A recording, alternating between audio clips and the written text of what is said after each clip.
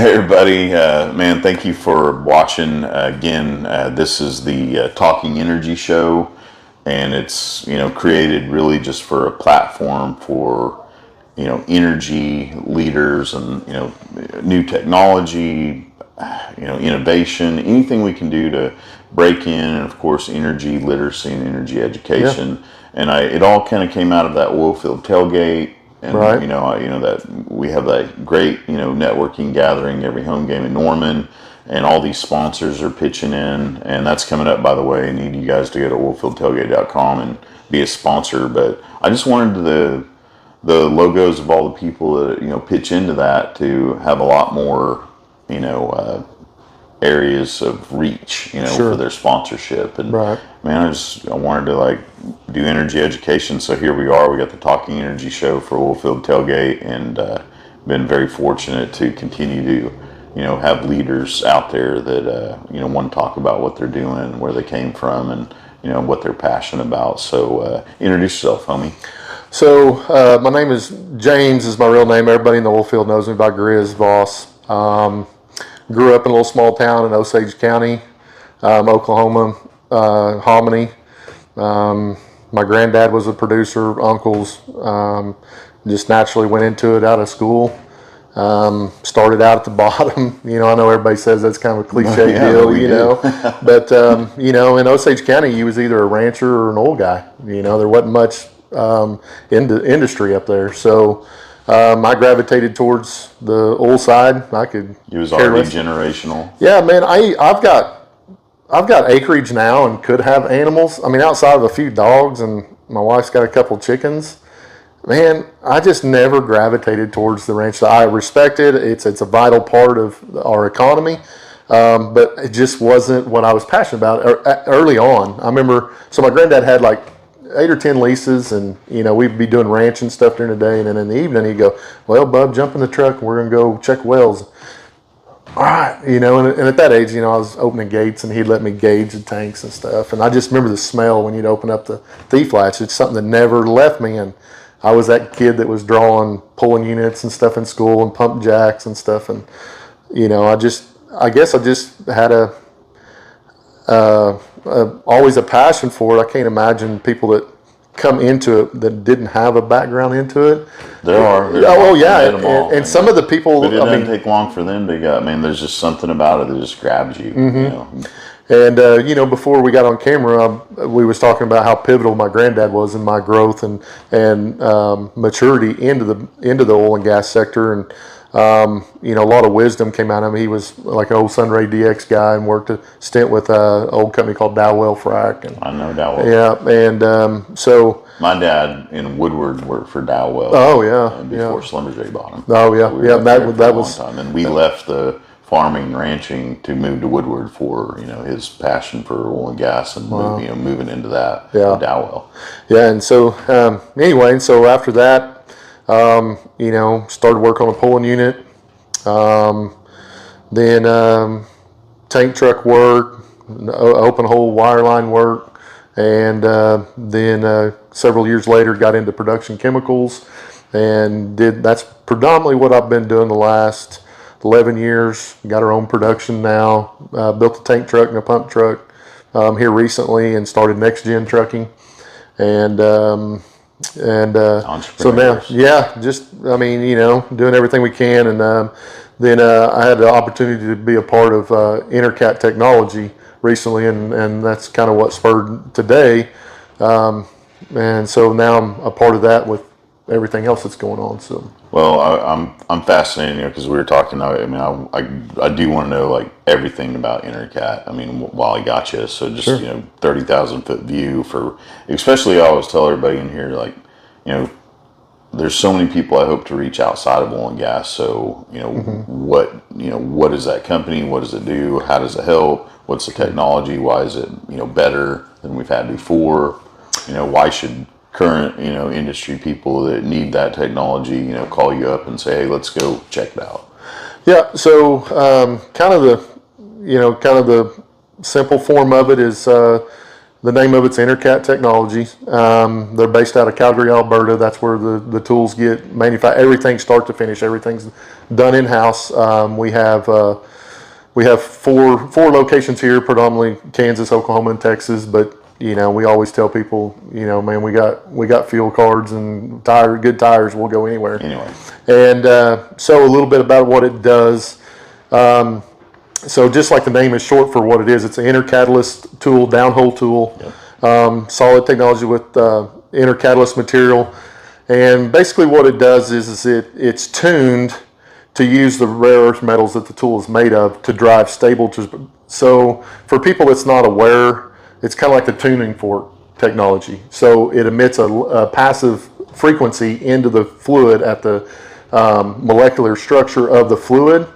And it basically stabilizes the molecule structures in water and oil. Wow. And so basically what so we're in the optimization space on upper marginal, we can treat up to, in one well up to several hundred barrels, but where it really has its mainstay is in the marginal and stripper well space. But so basically what it mitigates is paraffins, asphaltenes, calcium carbonate scales. And carbonate long for the wells to build those up. No, and so a lot of people, this is for somebody that's maybe not in that space 100%. So a lot of these things don't happen out into the formation.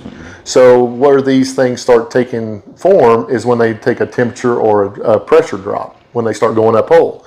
So the tools are on the bottom hole assembly, so they catch these fluids before they take this flocculization process as they take temperature.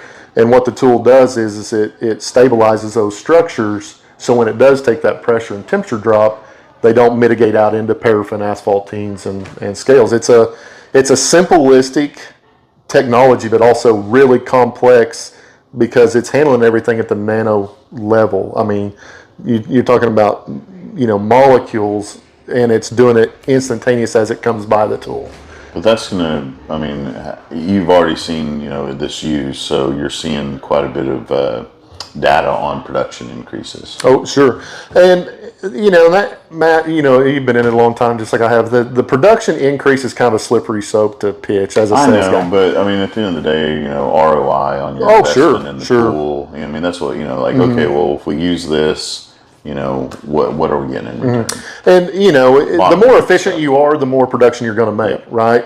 So if you cut down one failure a year, that means more barrels in the tank. I just don't like to say, But it really does. Because we're talking, and I think, technology like that is so critical nowadays in areas like Oklahoma to where, and the bigger the companies are getting and the more the ESG, stuff is hitting home in the boardrooms, well, they're dumping off a lot of wells that normally they would have kept, and now they're like, man, maybe we have to plug all these so we can get them off the books. We'll do the carbon capture and we'll get the carbon credits, but we're plugging all these wells. Like, no.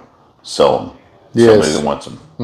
Because, now I have a lot of friends, you start looking through all the people and they'll take those wells, and they're not marginal to them. No, that's their income. No, So right. a buddy like one of my friends out a few miles east of Oklahoma City. Well, he's got 4 wells, but he lives off of those 4 wells. So every incremental stage of that process is making him his living. Most of the people that that probably watch us understand it, but if sometimes I catch things that come across and I'm like, wait, wow, that is true. So I was just in the other day, and sometimes you need to hear stuff. We give ourselves too much credit to remember things. I can't. Yeah.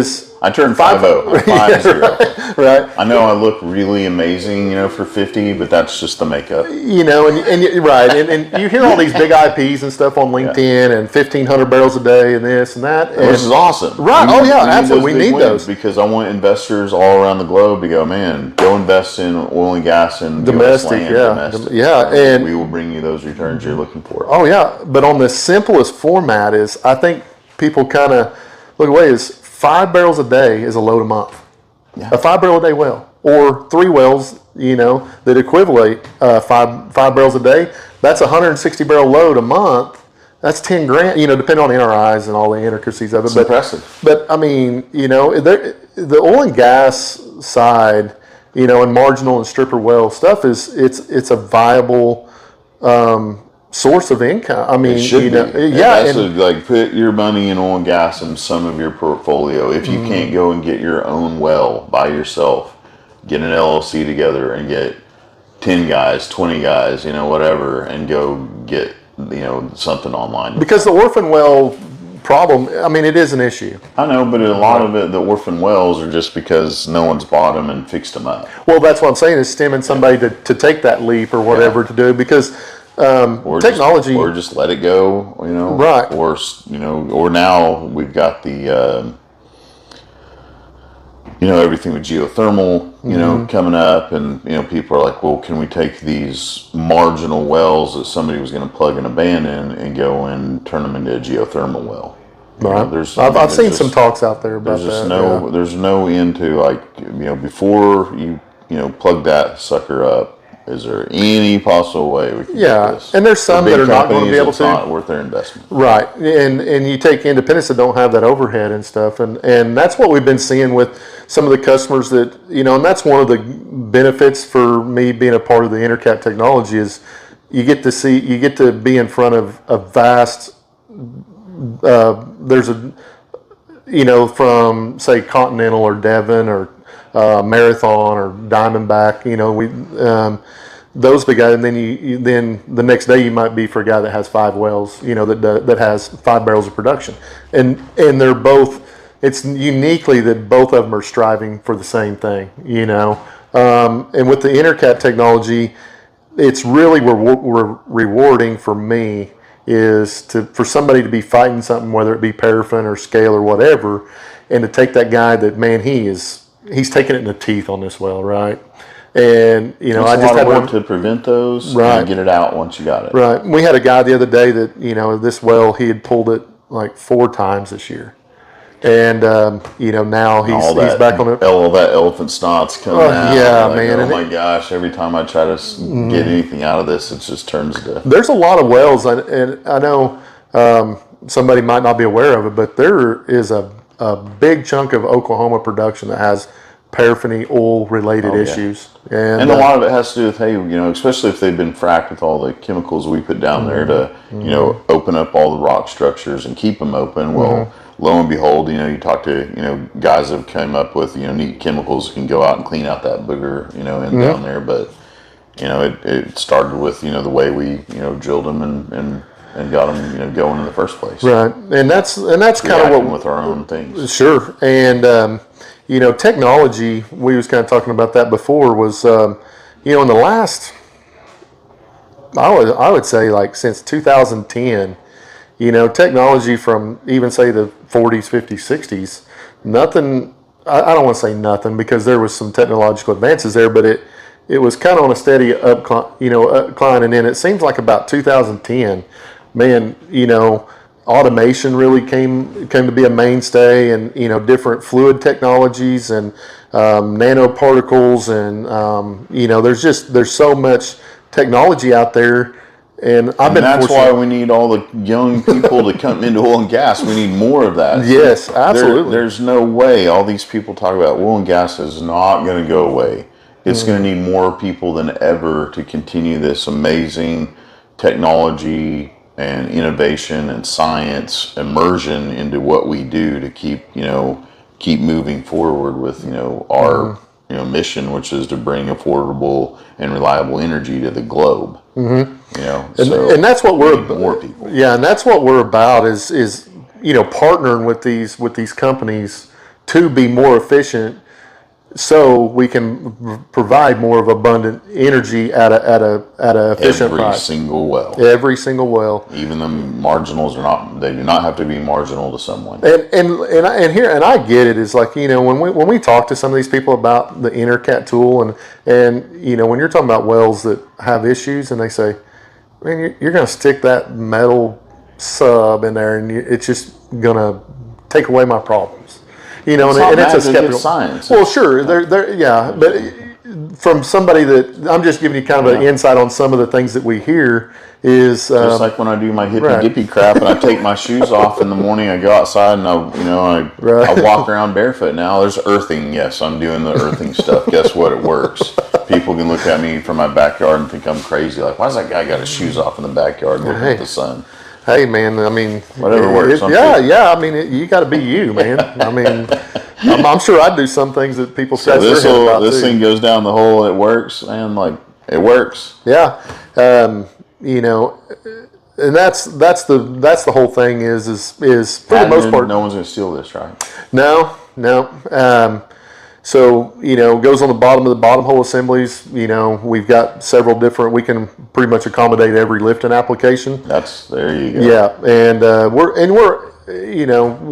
we're constantly innovating things to accommodate and make it trouble free for operators to employ the technology.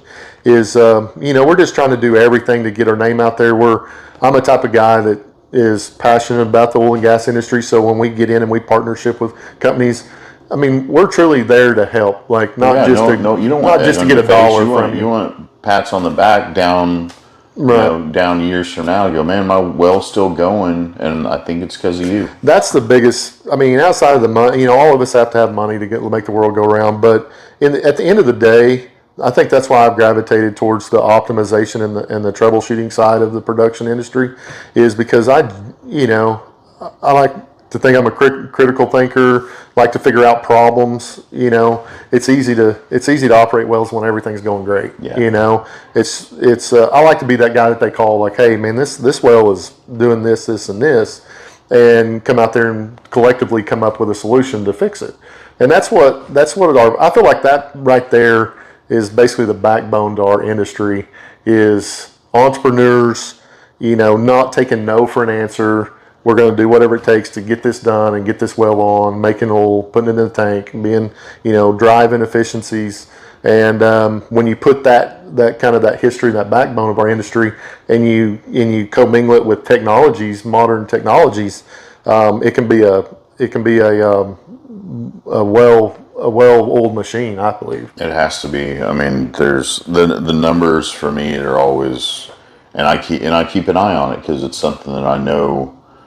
U.S. land total, there's approximately 1 million wells that add to our fortune of product that, keeps us to where we're, one of the main producers in the world. Mm-hmm. And we love our liberty and our freedom. And without us, having that as our foundation for our country and being able to be, energy independent, if you will, right. Even if we're importing, exporting, whatever, we do have the ability to be energy independent, right. As long as we can keep a bunch of wells going. Right. Because you cannot say for sure we can go out and drill a bunch of wells. So when they say, hey, go turn on the spigots, it doesn't work like that at all. I wish it did. But can we keep them going what we have? Yes. Yep. Guys like you out there, like, man, I got tools. Let's go fix what we got. Right. And, the efficiency factor behind it that's what helps marginal wells go from being borderline in the red to producing positive cash flow for the operator. And, obviously that's not as big a concern when oil's $75, $80, $100 a barrel, but all of us that's been in this industry long enough to know what goes up must come down. And what we want to do is protect people when that does go sub 50. Can we still be economic and do things and do interventions when oil is 40? And there's been a lot of advances even on the horizontal side. These downturns that we've been hit the last 10 years, we adapt and people figure out, you have to or you die. If East Coast and West Coast Ivy League investors, want to poo-poo on us in public and, privately fund us, but that only goes so far. You can always look at it like, hey, summertime, that group's taken off. They're not going to want to have a high-risk investment, so we see all of our summertime activities go down. Mm-hmm. So there's a lot of people right now laying rigs down, putting people on the sidelines, and everybody calling me every day going, hey, you see anything happening activity-wise? I'm like, there's a little bit, but, right now you got to remember a lot of people that are investing in this normally, they're they don't want to watch that high risk investment all summer long. They want to be with their families, their kids are off. There's this, bubble that you have to remember that's, and it's not just oil and gas where we want to go out and work 24/7. I do. Right. But there's a lot of people like, well, you guys are crazy about this. Like we are. We want to do it every day and give us some money to go do it. And then, Yeah. And I mean, again, it sounds cliche, but, my grandma always said, find something, I'm sure a lot of people's parents or grandparents told them, you find something you enjoy doing, you won't work a day in your life. Yeah. And, this industry can be physically and, it can be demanding on you. There ain't really, I don't think I've ever worked for a company in my 21 years, going on 22, I don't think I've ever punched a time clock. I don't think I've ever, No, it's all, and it's fortunate, but it's also, it's a big responsibility to have people look you in the eye and go, hey, these are the things that need to be done. And you don't question what time do they need to be done? Whether it's no, just go get them done. Right. Oh, guess what? Yeah, I was still out driving at 2 a.m. back to home. Right. But all the things that I needed to get done are done. If I've got a big presentation coming up, I'm probably going to stay up until it's done or until I pass out, and then that's the first thing I'm back on, whatever. But I think we do that. It's just kind of like I love it. Yeah, well, it's kind of it's kind of like I'm on fire to protect. Like I was showing you that Defender we got right now. I'm really on fire now. And now that you turn a certain age, you're like, man, I know I'm not going to live forever, but here I'm more passionate than ever about our industry. More passionate about all the things that are possible. I'm like, okay, well, I want everybody to be on fire, but here's the 5,000 things we want to do, and now I've got to scrunch it down. And well, this is about this is probably going to be the amount of time you have left on Earth to get those done. Right. Okay, well, I'll stay up every day. Right. But and it's something that just kind of keeps the like rowing a canoe. You got a team in there. You might just be one leg of it, but somebody's counting on you to do your part. Yeah. And it ain't, well, I'll work on it till 5 or 4:30 or whatever. I've never had that luxury in it. You just, and I think that, I've always been a pleaser, like with my dad or grandfather or boss or whatever. Maybe not a pleaser even, it's more of a collaborator. Right. Well, you just don't want them man, I got to make sure I get this done so they're not disappointed or, whatever. So, and the oil field just, it tailored to that, and I just like that part of it is, and I like the individual freedom that the oil field gives you too. Is you're not, I get to give freedom to myself today. Right. What my medal is. Right, and I just like running and that's something we need to talk about. Your entrepreneurial spirit. Saying, man, I think I can go do this. What's some advice you can give to people out there? That's a big risk to stop working for other people and saying, you know what, I'm willing to take the leap of faith in myself and my abilities and people around me. Obviously, nothing gets done without our amazing network and people. I can't do anything without the people I know and work with. Yeah. Where do you start? I got an idea. Who do I go to first? Do I go to the bank first? I just say, hey, tomorrow is a new day, and I need a business idea. Who do you go to? As far as just the mental process of it and how to rationalize it and kind of take that initial leap of faith is so. I've been a baseball guy. That was kind of my sport. I played all three, but baseball was kind of my favorite. And a lot of people in the baseball world say baseball's a game of failure. You're going to fail more times than you're going to succeed. And, given anybody's certain circumstance, as far as you can find a lot of excuses why not to start a business and go out on your own. I got small kids at the house. We just bought, we just upped our mortgage and bought a new home and all this. And those things are scary. Now my wife, it's drove her nuts. I thought literally at one point I was going to give her a breakdown, cause she's a school teacher. She knows, We're totally opposite. I mean, we're on one of the but that's good. That's it keeps me kind of keeps me on the narrow. Yeah. She's got that building and the structure of it, and you're like, I'm feral and free range. Yeah. I mean, I would. There's no telling. I'd be out chasing tires or something. You know, if it wasn't for her, she's been a pivotal grounding force to me. Because I'm one of those guys that I throw caution to the wind. You know, take calculated risks as much as you can, but then I've always been kind of the guy at the end of the day, we just got to jump in there and do it. I do it. But there was fears because, you know, I mean, if you love your kids and stuff, you don't want them to struggle. You want them to always have more than what you had or whatever. And they don't care about none. No, they don't. They will never know if they're poor. But I'm just talking about the average guy, you know, that's having those fears in his head about like, man, I know if he could do it, I could do it. Yep. And I say if and you got your kid working with you right now. Yeah. So actually both of my older sons play a part in it. One of them relief pumps, and then the other one runs the tank truck. Awesome. and kind of takes care of. They kind of switch hit it. They you know, if my younger son gets busy on the tank truck, then he takes. He kind of takes care of it. Are they starting to see? You know, because that's that deal. I mean, we're going to start passing on all this wisdom and knowledge to the next generation. Are they kind of seeing like, oh my gosh, there's so many possibilities for me in this industry? Yeah, I think both of them right now. Okay, so taking context, one of them's 21 and one of them's fixing to be 20. You know, and so I think they will. To answer that, I think they will.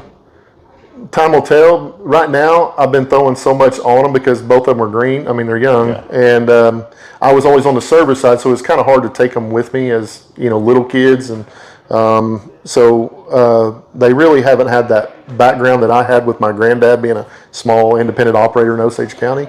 So right now I'm throwing so much at them, like, check this, and hey, make sure you're doing this and that.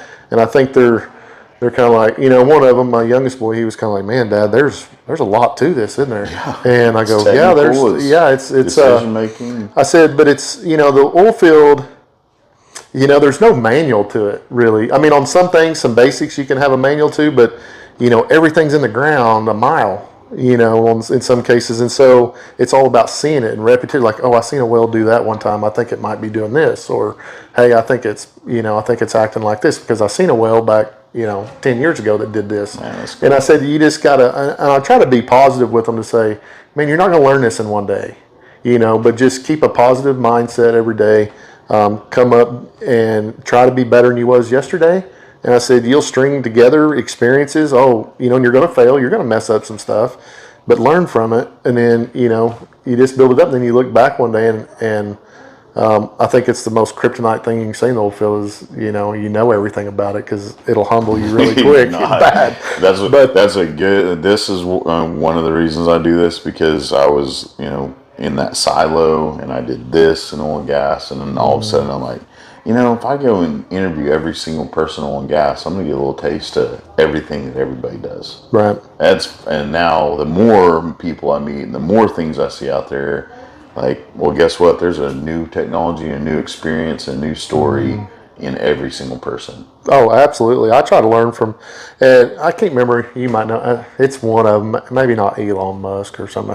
I'm terrible with remember. I kind of give you the insight on how my brain works. Is I'll catch little nuances, and I don't really like acknowledge it right when I hear it, but then I might get in the truck and go, better look that up. Oh yeah, I like that. You know, like, so that part of it is, you know, I try to learn something from every person I come in contact with, whether it's, you know, sometimes it's good, sometimes it's more times than not in our business it's good, but sometimes you got to learn from other people's mistakes or failures too. And so that's what I encourage everybody, kind of going back to, if I had any advice, is to learn, even if your job is just this and you're on a frac crew or drilling rig, you know. And that's one thing I was telling my boy the other day is, you know, he helped on the back of a pulling unit the other day, and there were some things going on with the wireline truck and all this, acidizers and all that. And I said, man, be a part of those conversations. Just because you have a break, I said, I know it's easy to go sit over in the shade and take a break, but you're not hearing the intricacies of why they're doing what they're doing. I said, that's where you learn and grow. And, you know, and he's kind of like, Well, you wasn't on those, you wasn't tailing out all those rods either. But he did, and he's eager to learn about it. And the advice I have is do it. I mean, I know that's easy to say after you've done it, but we're not out of the woods by any means. It ain't like we've made it or something like that. But well, for all the hippie-like people out there, don't forget your product is also like organic and locally sourced. There's no chemicals in it. There you go. Yeah, we're green. I mean, yeah, if you want to jump on that, hey, we're green. I mean, we really are. It's just basically the materials are metals. Yeah, the whole tool is made of metals. I mean, that's something to say. In today's environment, like you don't have to go out there. You're not destroying anything. You're adding to it. Yeah, Al Gore. You're green. Welcome. Yeah, right. But no, I mean it is, and this Enercat deal, I think it's going to be a mainstay. It's a tool, just like anything else. It provides a niche in the market that has been lacking for numerous years, and fortunately that I got to be a part of it. And I think that we're close to hitting our stride and really making the big deals. I think we side did of that is the expense of I got to pull everything out of the well bore. I got to go in and clean it out. There's a lot of stuff you might have to do without a tool like that. I'll see if you can elaborate on it too. So we heard kind of through the grapevine that Colorado is going to ban hot oiling in Colorado. That could be a thing. I did not. I don't know the exact source or where that came from or whatever, but that's kind of coming down the pipeline, and I was why? like, why? That's would they prefer that everybody only can then go out and drill new wells? Where's the balance in decisions like that? Like, okay, every choice that you command over. First of all, governments, please stay the heck away from our industry. We know what's best for energy. And we know how to crank it up. It feels like, do we need any more parameters on rules and regulations from the government? It's like, no, we don't.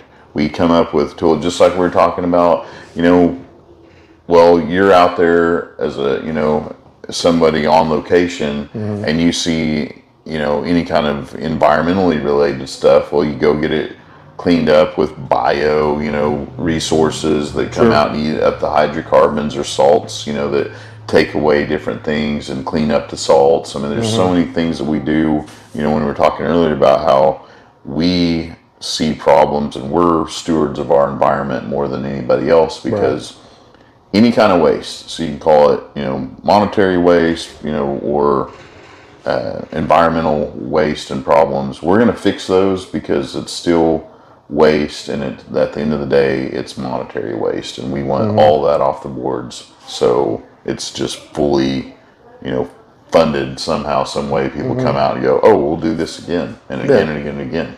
Well, and it's all about protecting your liability. You've got to be a steward of it and have it on the forefront of your daily operations. We're well aware of the winds of change that don't want us around, so why would we not do everything in our power? And we are the best at doing everything, I'm convinced. So if there's a problem, we will come up with our own solution. Yeah. And guess what? With products like yours, well, hot oil is another option, but if your product's better, then that's the way the market will go. We don't need the government to say that. We don't need them to pick winners and losers. Let's organically fade that out. If solar and wind are the best, they will come up as the best choice, and that's where everybody in oil and gas, stay out of our energy sector. Let the market determine, and that is by sheer engineering and return on your investment, and what the investors, hey, this is working for us. And I don't know how much legitimacy is to that, but in the grand scheme of things, with not getting too far off in the weeds, but in the grand scheme of things, in our society it's like anymore, everything has to be one extreme or the other. Like, they can't just go, okay, we would like to move towards this. Okay, let's start. Let's research. Let's research it, and we're not saying it's not viable, but let's see. We'll work with that. We'll work with everything, but in the meantime, you don't cancel what works. Right, just like the renewable deal. I'm not opposed to it, but when you have people out there saying, oh, by 2030, come on, man. Like 2030. Here's the other option. They cancel all oil and gas. you're going to see every guy in the oil field in deer skin loincloths chunking spears because we don't have any energy. So we're going back to hunting. So, ladies, if you're a voter, please for your sake, because we will enjoy the deer skin loincloths and spears. Yeah. If I go, not for me, I'm fine. I will. I mean, there's. I'd be fine, but probably everybody else would be fine with it. Everybody else is not going to be fine. Right. But that's kind of like the long-term choices that people make. Like, man, you toss us in the dark ages, there's a whole other lifestyle that has to be made. And I surely want our human species to continue to flourish, and we're doing that. So let's give those other energies out there time. And it's a power grab. That's all that is. Well, that's what I was just fixing to allude to. Is how much of that do you think is just somebody looking for an easy hill to die on? Yeah.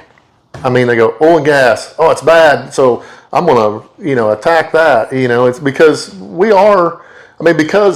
and if they looked at it rationally, because we're always on the forefront, maybe that's an indicator that it's really important to everybody's daily life. So I think that oil and gas is always out there in the media all the time, because of how vital it is to our economy to survive the world. Maybe that's an indicator that it's pretty important that we secure it. And I'm a softie, man. I want people around the globe to enjoy the freedoms and the liberties that we have. Mm-hmm. And I've traveled just enough in my life to go to places that don't have what we have. Oh yeah, and then absolutely. You see now with with luckily the media that we have around the globe, whether it's good or bad, but you can quickly see by searching YouTube or anywhere just how unfortunate there's little kids out there that can't eat. We were inundated with that when we were kids. Like, well. Now well, they don't have any energy sources. Their abundant, reliable energy is non-existent. Yeah, we're real fortunate. I mean, the grand scheme of things, we are super fortunate. When the 17-year-old, is griping about anything, and you're like, what are you talking about? This and this and this, like bad America and oil and gas, because even in our own household, we have discussions, and it's like, look, I love you, glad you have your opinion, all of your complaints, if you will, or problems are just like, really, really just admin problems in the upper echelon of society. Right. So your strip mall lifestyle existence, all of your clothes are like, you look homeless. But you paid an exorbitant amount of money that I saw on my credit card. We have that conversation. Birkenstocks and you didn't go out there and skin any animals and create a soul on your feet. You got Birkenstocks from another country. You've got Lululemon. You've got some shawl thing and a headband and these funky sunglasses. And now you're talking all this indoctrination stuff. And oh my gosh, listen. You can ask my kids. I want to toss you into another planet and go, hey, go into the woods. You're right. Everything's right. Let's turn off all the lights. Let's walk out in the woods, and you build fire, and I'll bring you animals. Okay, kid? Yeah. Oh, okay.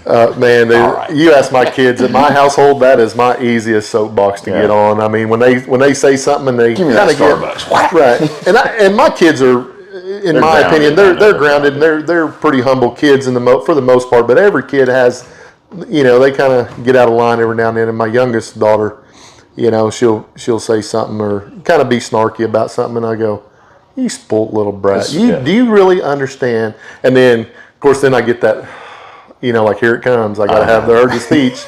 And but man, that's my biggest fear is I want my kids to understand, because of what we do in the energy sector, how comfortable of a living that they have. And I was kind of oblivious to it. I have a really good friend of mine that does contract work on all the U.S. embassies around the world. Okay. And some of the airports, like international airports, they got troughs, and he said you'll wade through feces like this to go to the bathroom at an airport. Yeah. And I was just blown away by that. Because our airports are posh malls now with every possible, you can go in and have naps now. Mm-hmm. I mean, massages, we are extremely comfortable, and that is because of the energy resources we have. Period. Oh, period. And that's why I try to keep my kids humble to and understand, because they're gonna come across the people that think the same opposite. So, but that's not a bad thing. That's where that energy education is like. So all these creature comforts we have, we're making them more environmentally friendly by the day, and we're making them more efficient and better returns on your investment. And we're not going to have the same ups and downs that we used to. And so all these problems that we have faced just lead to opportunities to build a better industry, and that will then transfer to more and more people throughout the globe. And it doesn't have to be just America. It can be anywhere, and middle classes around the globe can, come up, and then their children can have that good diet and education, and then they will have that generation of the next energy source. If you think out there that oil and gas will be depleted and go away, well, then now's the time more than ever to depend on it and go get your kids healthy food and education, and give them the tools just in your body alone to survive long enough to come up with the next energy source. Because this generation doesn't have the time to do it yet. No. The people on Earth right now, they will pass on the next, I don't know, I guess the next energy revolution. Right. Which might be the fissions. We're probably 100 years. Right now they've got it to where lasers shoot, high intensity beams at a tiny little molecule of hydrogen, and now they've been able to get back for the first time in history, more energy out of it than they put into it. It's incredible. I mean, the longer I'm in this, the dumber I know I see me. How I am, because I see some of these people that come up with some of these technologies that fortunately I get to be in that space to see them, like at shows and stuff. Come to the API meetings with me, stuff like that, AADE. Like, that's why I'm involved in all this. I mean, I love the networking, and I'm in love with all my friends. But people get up there and they have this new idea, and that's why I do these things. Like, just something I had not heard before. Like, what? This is out there. This is happening. Your technology, the metals inside of that are talking to the other molecules out here and cleaning up a well. And it's passive frequency. Yeah. So when he activates those tools, and then when they hit fluid, it does its thing. So when it drives the stable dispersions into that fluid column, when it reroutes them, I can still remember, to the day where we was at, everything. When I first heard that described to me, now you got to understand, I came from a chemical background where you're used to manipulating it with chemicals, and it was just hard to wrap my head around it. I'm a pretty simple thinker. I don't try to hide it. I don't think anybody's going to mistake me for a highly intelligent guy. But I made that mistake. But thanks, Josh. Right. But when you hear it and you're like, how can that do that? And I was skeptical. I get the side of it, and there's other things too out there that we get to see and. Have you thought about singing to the wells? Have you seen where the guys who put flowers up, and like, you tell this one each day that you hate that flower, and then this flower over here, you say you love it, and this is actually like a healthier plant. Maybe we haven't come up with a way to like talk to our wells. We need well whisperers. Let's form an LLC on that. What do you say, Matt? Let's see if we can get that. No one wants to hear me sing. Right. I got a guitar, and we're gonna have to sub that out. People are like, ooh. Yeah, we'll sub that out. In fact, one guy was on a tour bus with me one time. We had this tour bus where we take all these people to the mountains and go skiing and whatnot. Somehow I woke up and they'd found a bus with like a softball team or something. We're way younger, but it's like, I don't know. They were on our bus somehow. They'd swap. There's some females and all the married guys are like, no. But the single guys are like, I'll let them on. But me and this guy, like, I woke up from a nap because I've been driving, had my guitar, woke up, and I was like, well, this will be fun. So I played a little scary song, and then they all got off. Yeah, it's amazing how that happens. So many good stories. And someday we'll be old enough to have like the After Dark podcast where we can just like, I wasn't going to tell this story back in the day, but I think you all should know this. You got any, And, you got any you want to tell? No, man. Right now. I better. I'm not Get that quite business up and running. Yeah. No, I mean, there. But I'm that's what. I'm right. done with my shenanigan days. Right. Yeah. Everybody's safe. Yeah. They're glory days at this point. I don't even know glorious, but Well, they're part of my testimony. The God is real and He's forgiving. Yes, and He saved my bacon many a Saved my times. bacon. Yeah, like kind of like Dad used to tell me. He's like, "Boy, if you're going to be dumb, you better be tough." There we go. Or there's a couple times where I learned. You're right. Right. I'm gonna get you out of here, man. Right. This is like a series of shows I want to do with you. And but by the way, you're always invited to come back in anytime you have time and do this again, or bring somebody in you want to sit in here. You can take this seat over anytime you like to, whatever you like. But man, you do it also. You do it. I do want to tell everybody, like we appreciate. How I know this kind of morphed into something you didn't really know what was going to come out of it, right? And my problem is, like, I'm not really good at like showing like a raw guy. I get busy and then I watch. Like when I come in, lay down, I'll get on LinkedIn and like, oh dang, Matt, he's you had to see my face again today. Right? I was like, golly, man, that guy is busy. But we appreciate it. Like the guy, the like the old school guys like me that grew up in independent country and what we call post hole country and been around for 20 years. Rattlesnake in Tornado, Oklahoma, Oakland. Right, and man, we appreciate if not anything, the effort to get the word out there and bring a positive light to what we do, is because a lot of times we are shedding a negative light, and it's appreciated. It don't go unnoticed. Well, I'll get all choked up, but I love this stuff.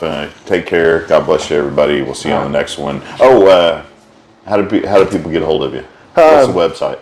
EnercatTechnologies.com. That'll take you to our main page. And if you want to reach out to me directly, Grizz Voss at 918-504-4570. There we go. Yep. Bye, everybody. Thank you. Thank you. All right, won't you? I was going to erase it and start over. Yeah, I would too.